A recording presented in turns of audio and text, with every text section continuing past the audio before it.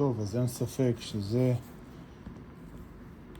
ספר התהילים הכי יפה שעשינו אי פעם. הוא ממש ענק, כמו שאתם רואים. תהילים הודיה, הכי מפואר שיש. זה פשוט ספר שכיף לקרוא ממנו. אני מיד אתן לכם את המידות.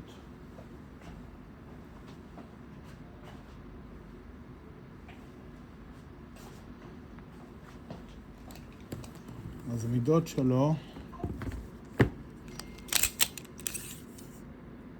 הם 31 סנטים על 22. 31 על 22 זה ספר ענק, מאור איטלקי, האור הטוב בעולם, הוא יפהפה, הוא ממש יפה. עשוי הכל בעבודת יד אצלנו בסטודיו של רודי.